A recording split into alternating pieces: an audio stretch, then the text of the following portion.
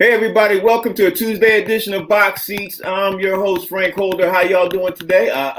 Gotta say, like we always do, there's a lot of sports to talk about. I'm Frank Holder. That's Talent. That's Fig. And as you guys already know, those are the two comics who well known out in the New York area with, of course, some great stats on their name. But you know what? I want to talk to you guys not just about comedy, but we're going to talk about some sports. So first thing that jumped off my teleprompter this morning was that Michael Jordan was back in the news today, and Talent. This brother made a lot of noise as a player, and he continues to be in the news as I want to say an athlete and entrepreneur because word came out, I want to say last night that Michael Jordan now he started his own NASCAR team. He teamed up with Denny Hamlin, and he is the only black NASCAR team owner. And he hooked up, and his driver is about to be Bubba Wallace. Talent, what was the thought when you heard about that? Yo, the same thought I always have, man. You have to love and respect the businessman inside of Michael Jordan, man. He is, to say the least, he's an inspiration and a blueprint to everybody that is in the entertainment field that's looking to branch into that business side. All you got to do is look at guys like LeBron, Michael Jordan, Magic Johnson. You see these guys just become these conglomerates in the business, the thinking to stretch outside their own game. Hats off, bro. Hats off. Right. I got to say the same thing. Fred, what was your thoughts when you heard that Michael Jordan started a NASCAR team? A NASCAR, something I didn't even thought that he would even think about. He started a NASCAR team, and now he created something that is basically going to be go down from the rest of history. Like he is the first black owner of a NASCAR team. He is creating black history, not just black sports history, but black history, period. Hell, history. Forget about the word black in front of history.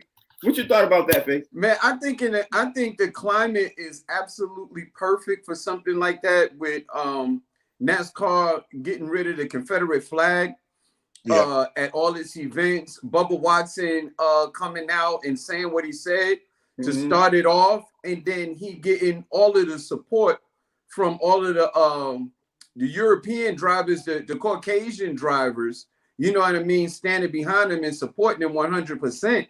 It seemed like the perfect time for a black entrepreneur to get down and start his own team. It's absolutely perfect timing because it looks like he's going to get the support from the sponsors and stuff like that. The time is ready. It's the perfect time, Right. It almost kind of makes you think, like, why didn't somebody do this sooner? Like, who has a lot of money? There's a lot of black billionaires out there. How come somebody didn't think that, to do this sooner? Because there's a lot of money sitting out there. Here you go, Frank. A lot of guys have a whole lot of dollars, but not a whole lot of sense. Yeah. I think also he's so stupid. I think also what we got to look at is certain things pique your interest and it causes you to do your due diligence and research, right? And you got to realize Mike has already took that plunge into ownership. So he's once you get into sports ownership, I don't care what sport it is, you learning something behind the scenes of how a sports conglomerate work and how you can make a profit. So he can do that. I can see Mike doing that in tennis and hockey and baseball. I could just see him keep furthering that ingenuity. Right, Talent, your reception is getting kind of frustrated there, brother. Frustrated. Is it? Yeah, it's gonna. Okay, there we back. Okay, y'all. Let's jump into obviously last night's game. I want to talk about the NFL, and I want to see if we have time to talk about the NBA before we get to our segment with Rodney Perry. I was watching the game last night, and I saw so many mistakes by the Saints. Fig, do you think the Saints are really playoff bound, or do you think it looks like they're going in the opposite direction? What was your thoughts after you saw the game last night? Man, I think they're playoff bound. I really, you know what? Every time a popular team loses, we blame it on the team. I like to think that John Gruden seemed to have the Raiders playing at a pretty high level. I'm not going to just jump off and say, the Saints is going in the wrong direction. I just think the Raiders, the old black and silver, just broke their foot off in the Saints behind, especially since they did it at their own stadium. It was like the first game in their stadium and stuff like that. What would that look like This is the very first game in your own stadium, and you have another team come in and beat you down. Look, this has been the second game.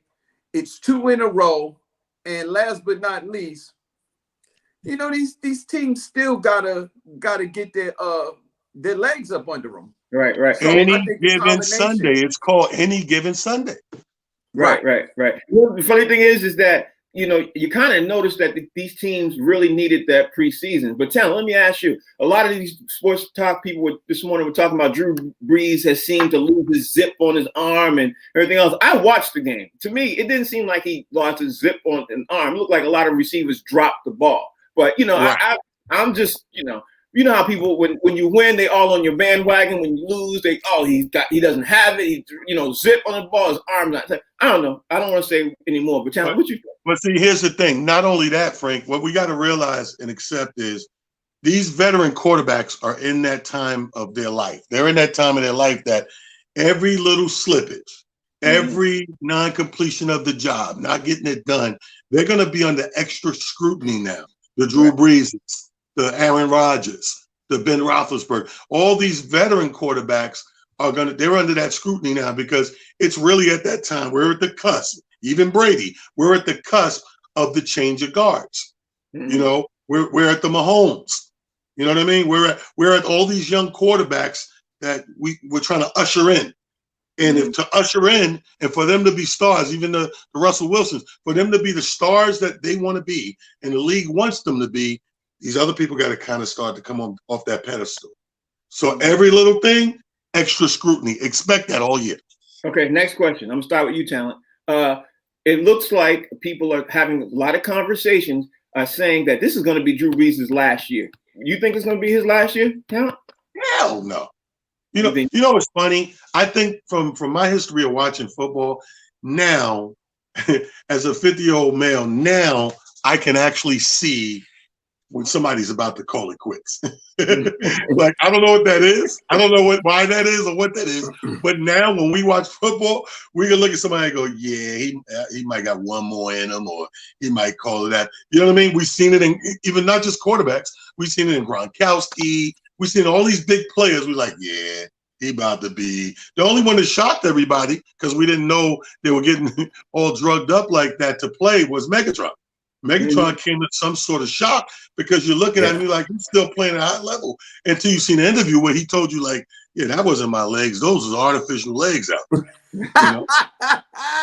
He said, take away the drugs. He said, I couldn't get out the bed some days. I would even add Andrew Luck. I didn't see Andrew Luck coming either. Remember Andrew Luck? Because when they called that press conference, I was like, he's doing what? He's retiring? That completely. Well, that wasn't a shocker, Frank. I drink a lot. I'm a social drinker. So I'm in the bar 2-3 times a week. That was one of those. Oh, okay. What you think? Yeah, man, we've been up on a tangent. I done forgot the question, man. I mean, no, I don't think this is Drew Brees. I don't think this is his last year, man. You know what? When you get up in age and stuff like that, what Talent really said, it really depends on. It's not game day. It's the game after. It's the day after game day that determines whether you're going to continue. Because look, some of these guys, when they get up in age and they start taking a few hits, like I looked at Tampa Bay, and Brady was taking a few hits that he's not used to taking when he was in New England. You know, when he was in New England, and I'm like, yo.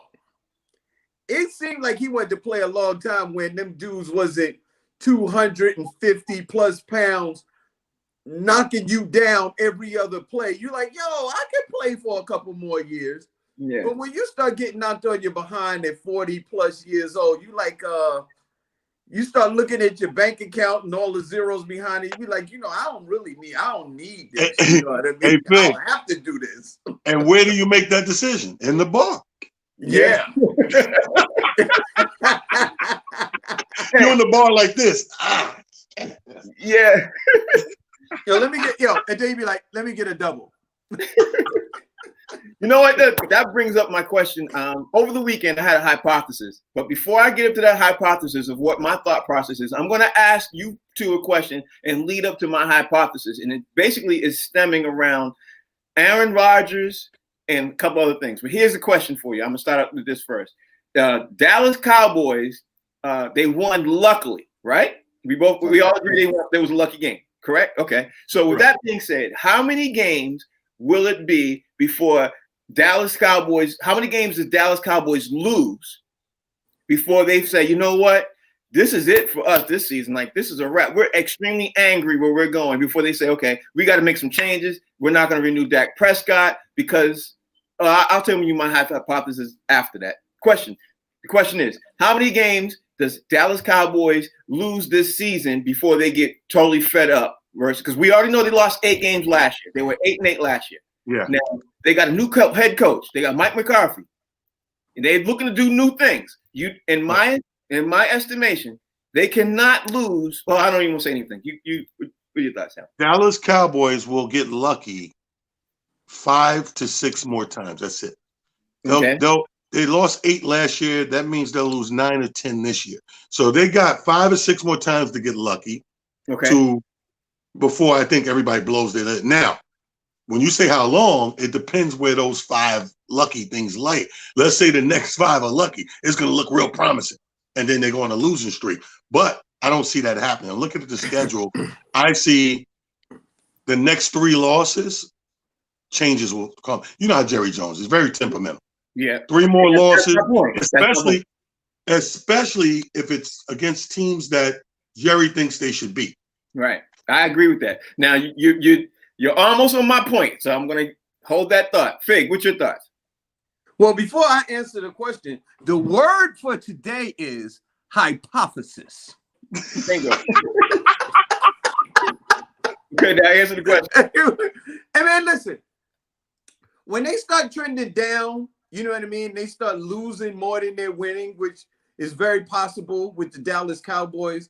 I think if they get to 5 to 6 losses, you know, in the very beginning of the season, I think they're gonna be like, you know what?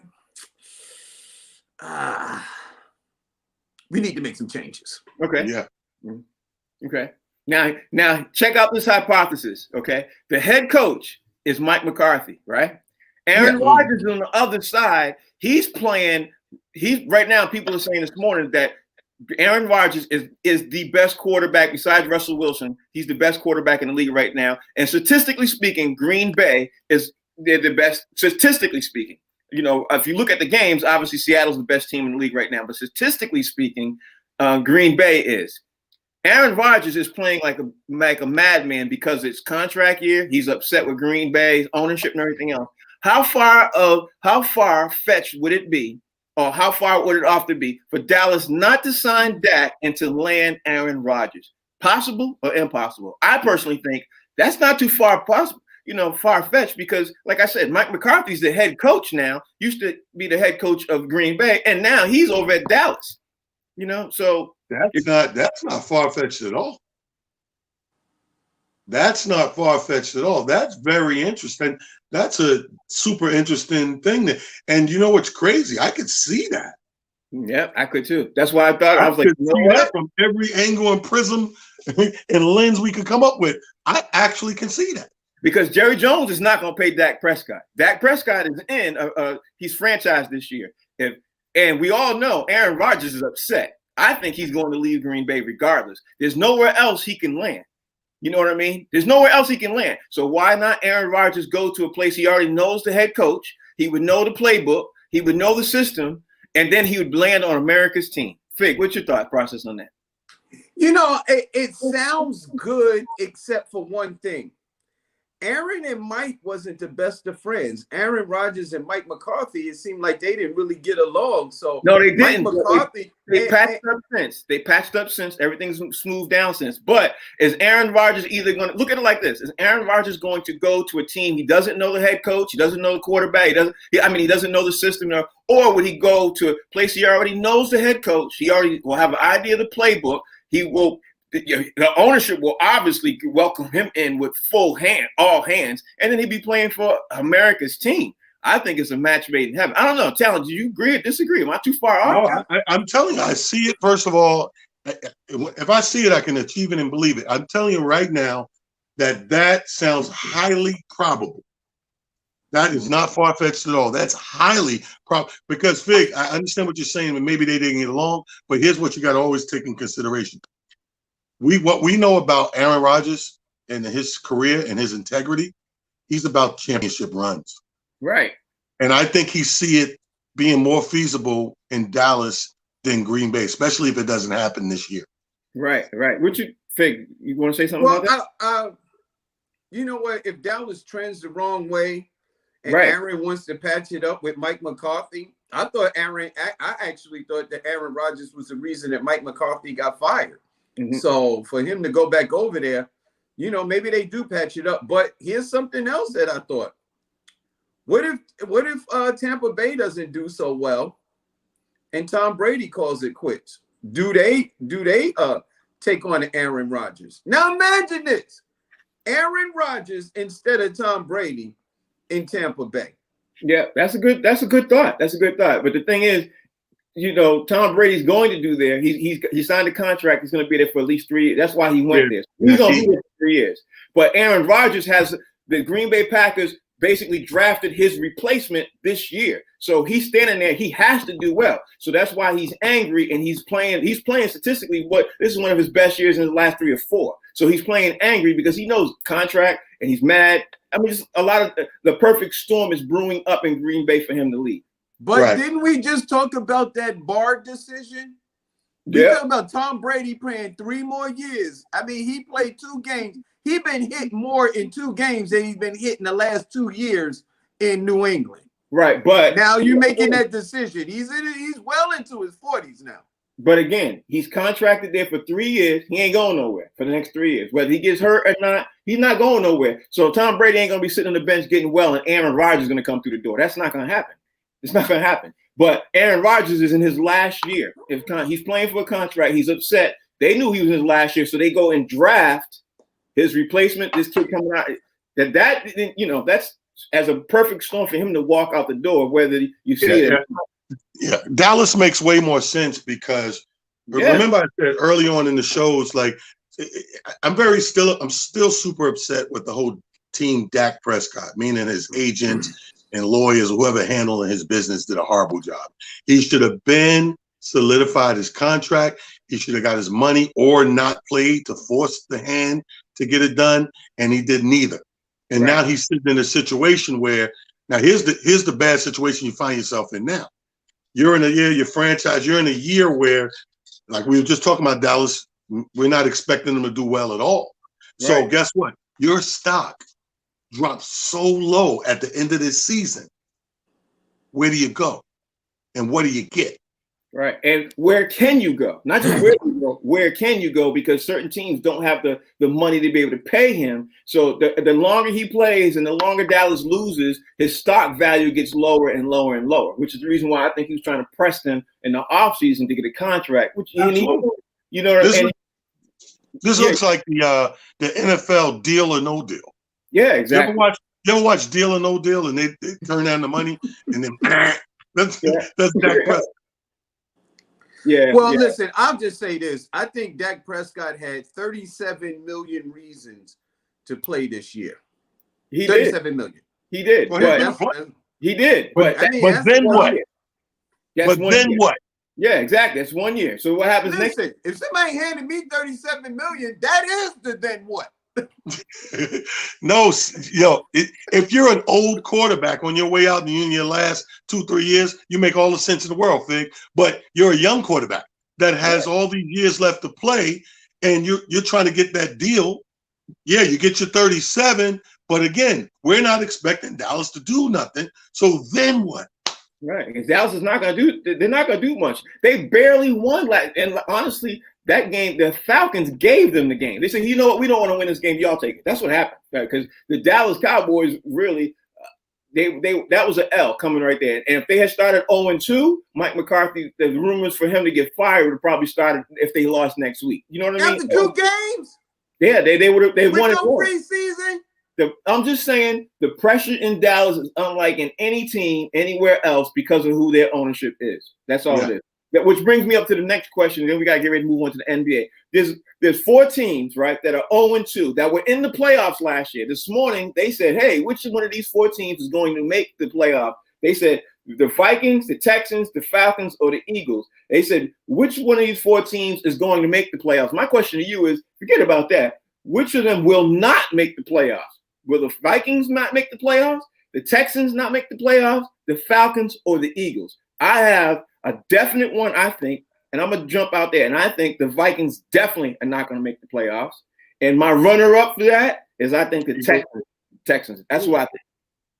Hey, they traded away John D. Hopkins. They have no downfield threat. They basically gave away their golden goose. That's just my 2. But Talon, who do you think will definitely not make the playoffs? You got the Vikings. My definite would have been the Eagles, and my runner-up would have been the Vikings. Okay, all right. What about you, Vic? Yo, man, he took the words right out of my mouth. The Eagles, man, because man, the Eagles don't look good at all. Mm-hmm. You know what I mean? The Washington football team, they look like they might be able to do something. I know the Giants lost a couple games, but they look like they coming along. Well, then they lost Saquon, so I don't know, but they didn't play bad after he went out. I would go with the Eagles.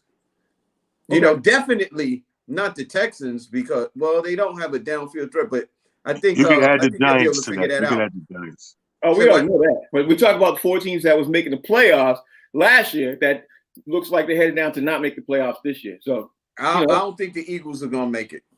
Okay. All right. Well, my last question about the NFL before we jump into NBA and try to talk about some other sports. We were looking at, and I'm sure we've all heard and discussed that it looks like there's going to be a lot of injuries this year and a lot more injuries going to continue on because of certain reasons and everything else. What do you think the NFL and the NFLPA can do to alleviate some of these injuries that it looks like they're going to be coming up for the next couple of years? And I'll leave this with a caveat. So I'll even say this now. It doesn't look like it was such a bright idea to not let the teams at least be able to have the players come into their facilities to be able to work out more. Because obviously, because of COVID, they weren't able to come into their facilities. They weren't able to do the stretching and everything. All that was relied upon them to do it themselves. Now you have that. And now all these teams have – I've never seen a year with so many injuries. What's your thought on that, Talon? Well, I don't think there's anything they can do without having a preseason. There's nothing you can do. The injuries are from football. When you look at preseason, you're weaseling your way into full playing. So when we look at preseason, that's why you see these star players or these starters, they play minimum minutes. Mm-hmm. The preseason game number 1, you may play your starters a full quarter. Right. And you may play 2 quarters. Then you might play 3 quarters. Then game 4 preseason, which is the final one, you might get a full game in. So the following week when the season actually starts, your body has adjusted and is ready to go full blast for what the coach is going to call on you to do. You take that away and you just say, we're going full blast. Dude, that's any sport. That's any physical thing you're doing. The body is thrown into shock mode.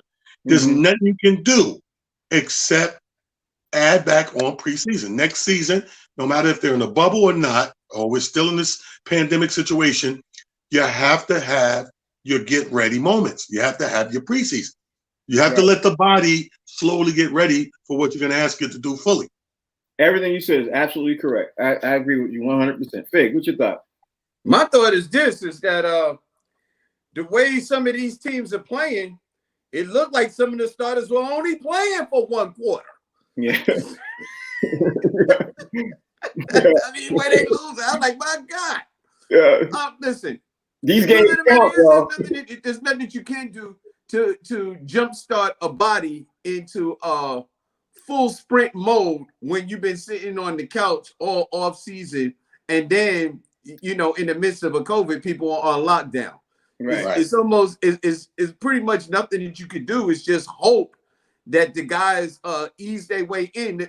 I'll tell you this: the teams that do well and are able to sit their starters towards the end of the game, they'll probably do better.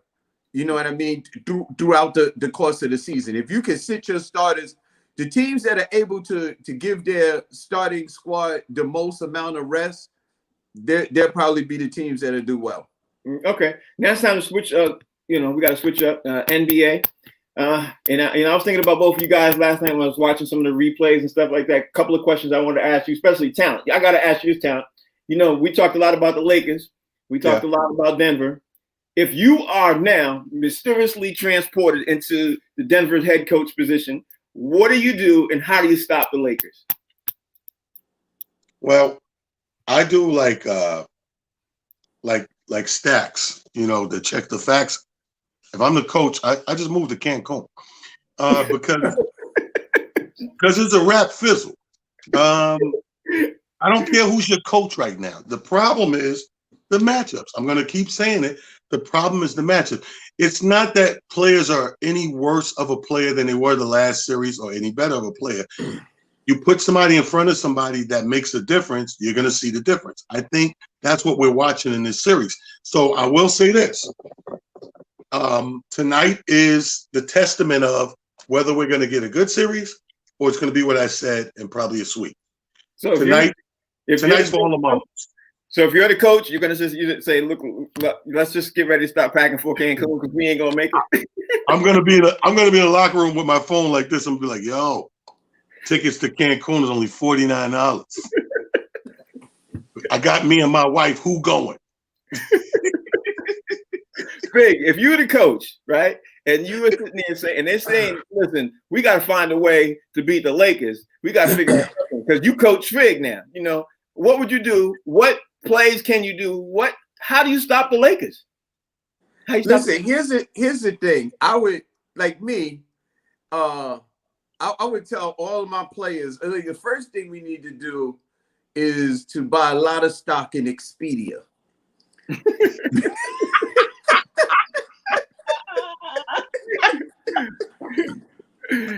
No, but you know what? I'll be honest with you. I don't know if you stop the Lakers, but here's the thing that you could do to slow them down. I would do the way the teams treat Giannis. I'd pack the paint and make everybody shoot from the cheap seats. That's your best bet. LeBron going to the paint, damn near unstoppable one-on-one. If you get Anthony Davis in the paint, he's unstoppable one-on-one. JaVale McGee, that's all he could do. Dwight Howard, that's all he could do. I'd pack the paint, I'd go zone, and make these guys beat me from the outside. That's your best chance. And then what I would do, I would run. I would run 100 miles an hour from the time the whistle blows, from the beginning of the game until the last whistle blows until the end of the game. And I'd see if I could get those 35-year-olds tired because they got LeBron James is 35. I know he's in phenomenal condition, but 35 is still 35, especially when you're running up against somebody that's 20. And then you got Danny Green, who's another older player. Some of their key players are older players. So I'd run them. I'd run them up and down. I would run them until somebody's heart fell out of their chest. And then see what would happen. You're disrespectful, first of all. 35 is not necessarily 35. Because if somebody throws a 35-year-old inmate, your cellmate throws you in a headlock, it's going to be a different headlock than the guy down the block. And let me tell you this. 35 is a mile away from 25 when you're in the NBA and these guys are running at full speed. You clearly haven't watched the first two games. I did watch the first two games and they got punched in the mouth. Let me tell you, the last game. Who was bullying who? The Lakers barely won. But who was bullying who? Here's my point, though. You have these young bodies. You have these old bodies. The old guys were bullying the young guys. I wouldn't go physical. That's their strength. Their physicality is strength. Running is not bullying. Running is catch me if you can. See, when a bully wants to beat you up, what can you do to a bully that you can't beat? You can outrun them. They say, if you can't beat me up, if you can't catch me, I'll outrun you. Or you can just give up your lunch money. No, I'm not giving up my lunch money because I got to eat too. You got to beat me up to get my lunch money. All right, here's a couple things too. Now, couple of things have been coming on. I listen to sports talk radio and stuff all the time too.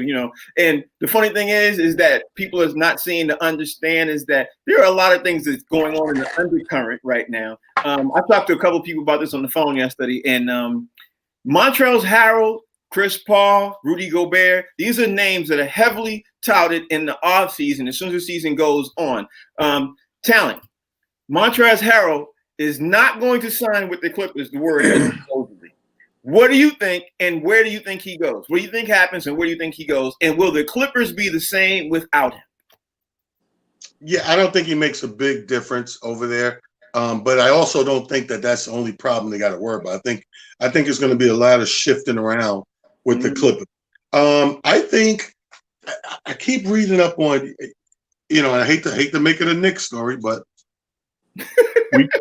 we're going shopping.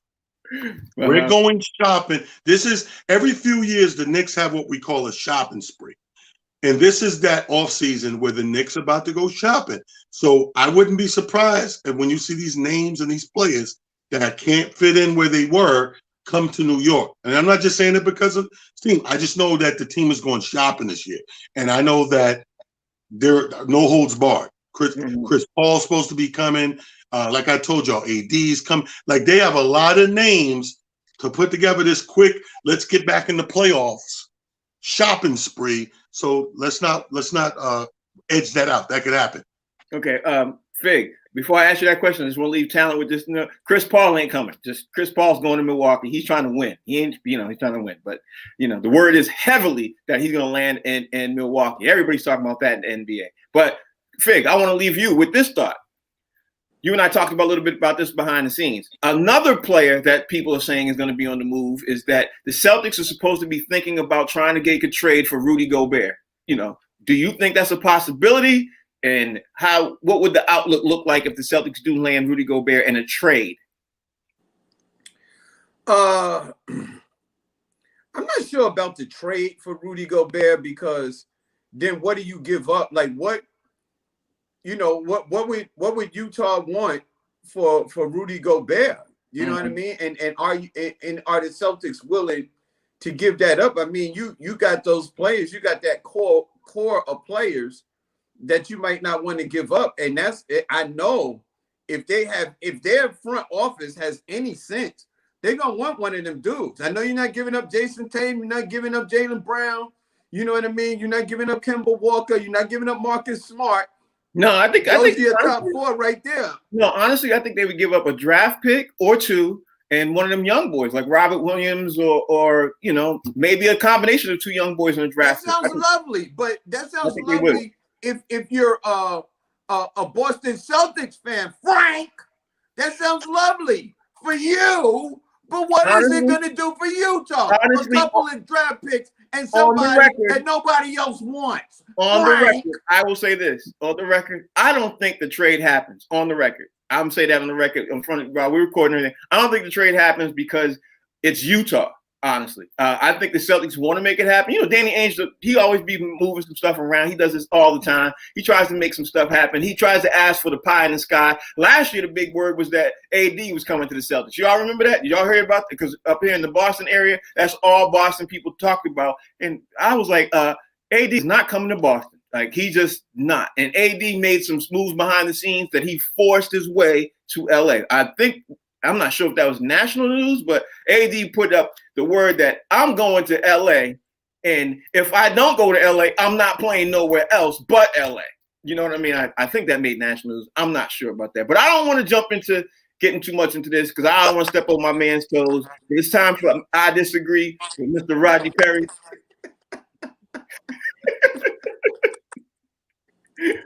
Rodney Perry, how you doing today, brother? I'm gonna be brief today. Y'all got in the NASCAR ownership. Who's the owner? Right now, Michael Jordan and Jordan and Denny Hamlin. Yeah, you got to understand something about the white man in America. The white man looks at certain black people like they're beyond black. Michael Jordan is one of those people that they look at as beyond black. He is something else. He is an anomaly.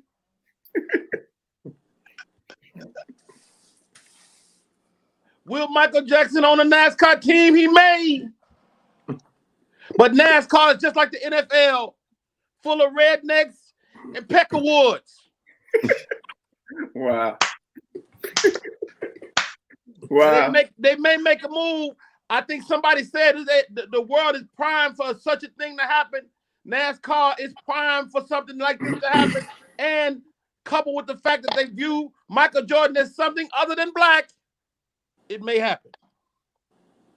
Moving on. Drew Brees is done. Write it down. Drew Brees is done. He's old. His arm is fizzled out. Yes, he ain't the only one. All the old quarterbacks is old. Guess what? They start protecting them quarterbacks about 10 years ago, and that's why you see they got to have longer careers. But like Fig said, when they start getting that ass hit by these young boys, the motherfuckers start rethinking that shit. Do I really want to? I better go do a damn waist training commercial with Brett Favre. That's what they need to do. Jameis Winston over there with that LASIK surgery, and he ready to play. I can't wait for him, that young man, to get in the game. Shouts out to Talent. I love your hat selection today. People need to start. If you're watching the show, you got a hat, send it to Talent. Now, I'm gonna have to change hats today because we start looking off into the future.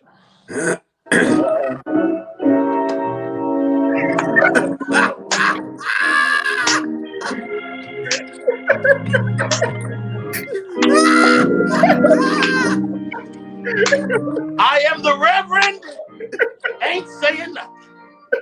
And I'm here with the word. The word for today is hypothesis. Now, some of you may have seen the movie The Pelican Brief. Well, in The Pelican Brief, the young lady draws a sheet of paper up, a word. She gave a hypothesis. Yes. The word she gave got everybody all up in the uproar because the hypothesis was true. I say you don't have to worry about that today because the hypothesis that Frank Holder gave us will never happen.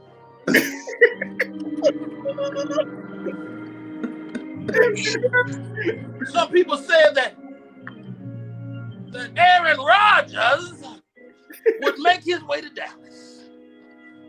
A team constantly in turmoil. Well, when you read about the Green Bay Packers, it is football's promised land. Why on earth would you go anywhere other than Green Bay to play football? You telling me that a player would go to Dallas full of turmoil, Sometimes the hypothesis is a little off.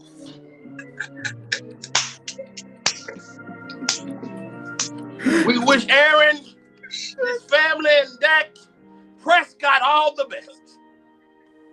Moving on. Another impossible situation has been put on our plate. The question is, can Denver figure it out? I say Denver need to go home. Right. Pack your stuff, get your toiletry bag, and leave. You are done. It is over on so many levels.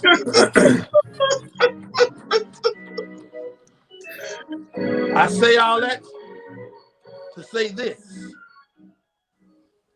We all have hypotheses.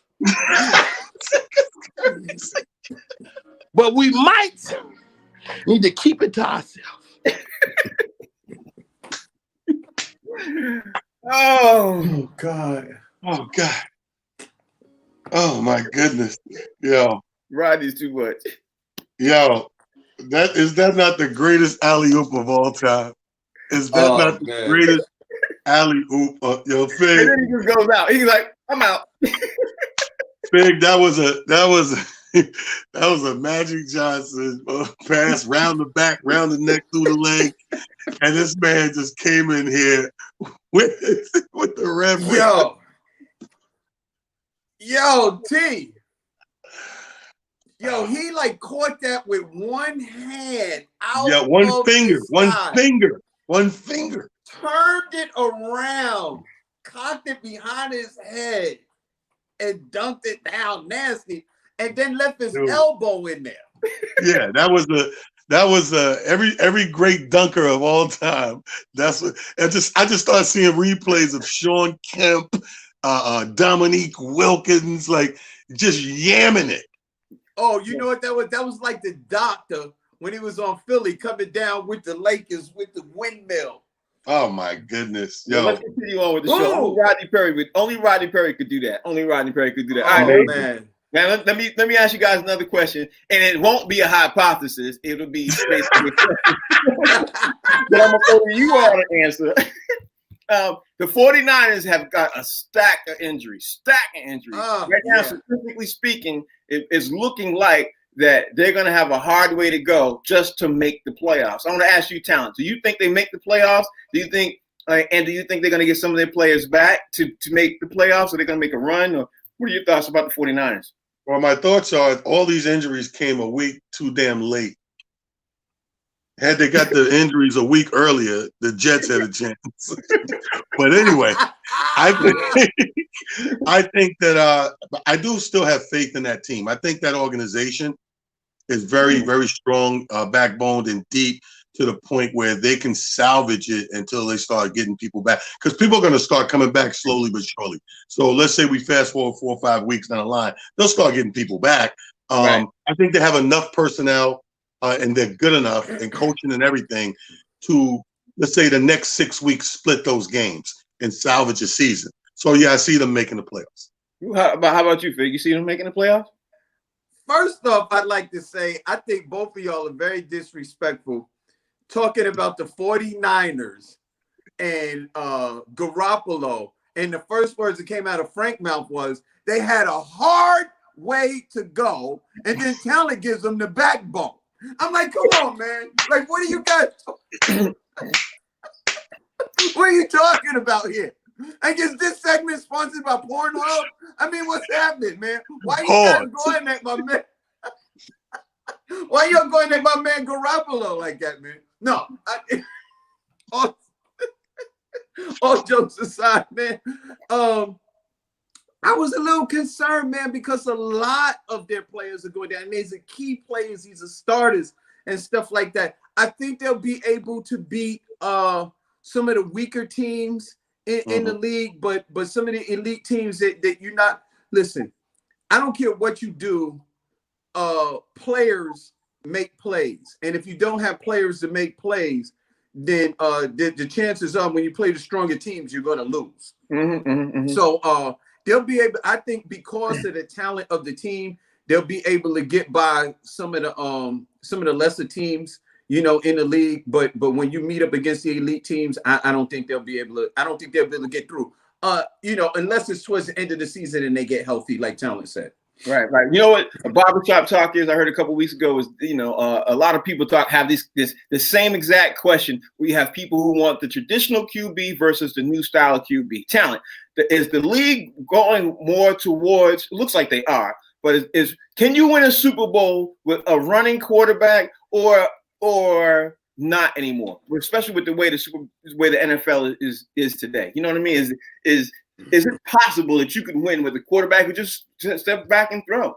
In the barbershop I was in not too long ago, the thought was you can't win with that kind of quarterback anymore. Yeah, those days are so long gone. I think that you can win with any quarterback. I think you can win we've seen wins with the pocket player. We've seen people who are more mobile than Nick get to the playoffs and get even to the Super Bowl.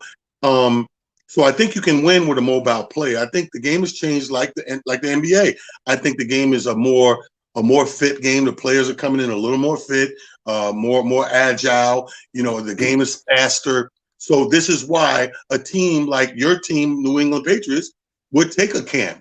You know, 5-10 years ago, they wouldn't have thought about ever bringing a Cam, ever. Brady or no Brady. But now we're in that place now where we know, like I said, it was a damn shame week 1 when they said he put up the record for rushing touchdowns for a quarterback in New England. And it was only damn 2 touchdowns. And that was the record. Right. So this goes to show you that we are not in that place anymore at all. If you know, and the fact that you guys take a chance on a quarterback like a Cam Newton, like I said, that last game they would have won had they gave him an option. They didn't give him an option. So everybody know Cam's going to run. Right. The easiest thing to defend is the play that you know that's coming. Right. While the blitz was created. Yeah. Big, what you think? I think that players like a Colin Kaepernick and a Mike Vick would have loved to have played in this era because it's tailor-made for their style of football. And then you talk about can a running quarterback win? Well, Patrick Mahomes is semi a running quarterback, and he already won. You know what I mean? So that answers what, like, he won. Your top quarterbacks right now is Patrick Mahomes, a mobile quarterback, Kyler Murray, a mobile quarterback, Lamar Jackson, a mobile quarterback. So, I mean, mobile quarterbacks seem to be Aaron Rodgers won too. Aaron Rodgers, right? Steve Young won too. Right. At the top echelon of the NFL right now. That's it. The sit back quarterback right now, the sit in the pocket quarterback, it makes him too one-dimensional. I would say it's easier to defend, you know, as a defensive coordinator on the other side, if you know you have a quarterback that you can lock in a pocket and you can get to him, rather than a quarterback that can scramble for 10, 15, 20 yards or whatever and stuff like that. It creates a nightmare because you have another weapon on the field. See, the thing is that there was an actual conversation. There was a couple of older guys who were saying that you can still win with the pocket quarterback, and you know that you can move. And that's how the conversation basically came up and moved forward. Because people actually they got into an argument saying you can win and you can't win, and you know with a pocket quarterback. Personally, I think you can win with the pocket quarterback if you have an Aaron Rodgers type guy who's more pocket than run. You know what I mean? Like Aaron will run when he has to, but he's more of a pocket. But Tom Brady ain't running. You know what I mean? But put it to you this way: if you're a pocket quarterback, then you need more weapons. If you're a running quarterback, you can get away with less weapons. Oh, so you're basically talking about the New England Patriots because the New England Patriots got no weapons. They had no weapons. Like, you take a receiving core like you know, like some of the other teams had, like Patrick Mahomes, not the Cardinals. Well, the Cardinals got a running quarterback too. I know the Cardinals, but I'm talking about the receiving core that Patrick Mahomes had. If you take those receivers and put them on the Patriots, then Tom Brady probably does a whole lot better last year on the Patriots. I mean, he didn't have a lot of weapons, and he's not mobile enough to compensate for the lack of weapons. Right. Okay, last question about the NFL before I get your NBA picks for the night, which I even know where both of you all are going. Last question about the NFL: does Antonio Brown play this year, talent, or is he done? Is he done? I thought he was done. Remember, I said at the beginning of the season, I said I know that he had the 8-game suspension, but there was something else pending, and I thought that if it fell not in his favor, we won't get to see him play this year. Well, the criminal case, just so you give you a little background, the criminal case got basically dismissed. So now, criminally, that's out the window. He doesn't have to worry about that. So that's why I'm asking you. Criminally, that case is gone, and now he can play in the NFL, but he still has to do the 8 games. That NFL made mandatory for him. So again, the question is: do you think he plays for some team in the NFL this year? I don't even think, to be honest with you, I don't even think it matters, because let's go back to the beginning of the show. One of our main concerns was, because it's a season without a preseason, your first 4 games is warm up anyway. So you're talking about a guy coming in halfway through the season and needs 4 games to kind of get his feet up on him, so to speak. So I don't think it matters. I don't think he'll play, but I don't think it matters if he plays anyway. Okay. I'll just say this before I throw the question to Fig. Everything you said is 100%, I think is right. But with the big but caveat that there's a lot of injuries this year. I think some teams will be forced to have to, at least look at Antonio Brown because there's so many injuries. I don't know. I mean, we'll see. But what's your thought, Fig? You took the word. You took my answer. I think just like you said, with all of the injuries that you have in the NFL, if they make it to get that far, I think somebody is going to need it. Look, there's some teams that could use him right now, but with all of the injuries that's gone down, I think there's some teams that could use him. Especially with him only having an 8-game suspension. Now, then here's the question: do the last 2 games count? Like, do you have to actually be on a roster and then it's 8 games from the time you get on a roster, or does it have to be 8 games within the season? Yeah, 8 games once you get on magically come on the roster. 8 games. So then in that case, somebody would have to pick him up now because look, we already passed 2 weeks. So now instead of talking about 8 games, you're talking about 10. What's today? Tuesday? Yeah. Yeah, it's too late. So talent just here's the thing. We just got a new segment called Too Late Tuesdays. I like that. It's too late Tuesdays. It's too late. I like that. Too late Tuesday. All right. And then, we got to get ready to wrap the show. Before we wrap up, I want to ask you, even though I definitely know what Talent going to say, but I'm going to ask it anyway so we can put it on the record. The NBA game 4 is tonight between the Lakers and the Nuggets. Talent, I know you're taking the Lakers, but you couldn't shock me and say you're not. Why would I do that? No, I'm not going to do that. Here's the thing, man. I'm putting my money. Well, I already put it up. My money is on the matchups. As a basketball player, it's like it all comes down to matchup, and I just think in my heart of hearts, they don't match up well with the Lakers, man. It's not that I don't even think the Lakers are better. To be honest with you, this is the catch-22. I don't think that the Lakers are a better team than them. I just think they have matchup problems. And when you're 2 players, you got to let's put this in perspective. The Joker, they got bigs to match up with that, to get in the way of the Joker. The Joker on this team, this Denver team, is the distributor. He's the guy that gets the balls to the Murrays and all the other role players. And if you get in the way of that, the ball's not distributed the right way. You take a guy like Murray, he's kind of out of the game. Not all the way. He'll give you 20 points, but where's that 40, 50-point Murray? So I'll leave it with, I guess, Fig, you could answer that. I want to say something else about that, but go ahead, Fig. No, I just I go back to what I said before. I'm picking Denver to win game 3. And because I think they figured something out the last game. And I think if they put just because you have bigs don't mean that the bigs know how to play the pick and roll. They look like they had problems with the pick and roll last game.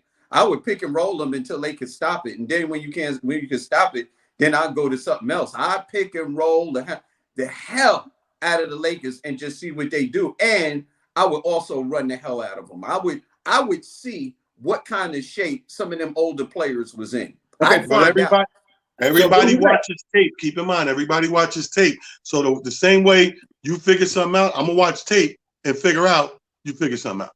Okay, so you got Talent. You got the Lakers in a sweep, though, right? I think it's gonna be a sweep. Okay, Fig, who you got? You ain't say who you got. Oh, I did. I picked Denver to win game 3. I think overall the Lakers do end up taking it. You know what I mean? But I picked Denver to get game 3 and possibly game 5. I picked Denver to get at least 2 games. Okay, all right. With that being said, it's time to wrap up the show. So what? Already? Yeah, can you tell everybody out there how to find you, Talent? Everybody can find me on social media. I'm on Instagram, Talent the Comedian. I'm on Twitter at It's Just Comedy, and I'm on Facebook at King Talent Harris. Man, my numbers is going up. I'm gonna stay on my page this time because my numbers is going through the roof. I'm at Comedian Fig on all social media platforms, and if anybody jumps off my platform, find me on Talent's page. I gotta say, it was a great show. Rodney Perry was You know, that boy's crazy. You know, that boy crazy. The Right Reverend. Oh, yes. Rodney Perry. Reverend Rodney Perry. Thank you to Talent. Thank you to Fig. Thank you to Rodney Perry. Stack will be back. Did Stack say he's coming back this week? Because I know he ain't. He'll be back tomorrow. He just has some excursion stuff to do. I'll tell you, man, I'm going to Cancun. He got the right idea. He might be with some of the Clippers in Cancun. Anyway, y'all, I'm Frank Holder. You are watching the Humor Mill. This is, of course, great to be on the show. Please download the Humor Mill app. This is the show called Box Seats. Download the app. Tell a friend to tell a friend. You know, we'll be back tomorrow on every day from Monday through Friday from 1 to 2. And tomorrow we're going to have a guest. Can I say? We'll figure out that part tomorrow. Don't say it. We'll figure out it tomorrow. Anyway, catch us out tomorrow. Make sure you tell a friend to tell a friend. We're on the Humor Mill. Download the app. Check us out everywhere. We're everywhere. We'll see y'all tomorrow. Same bat time, same bat channel. Salute.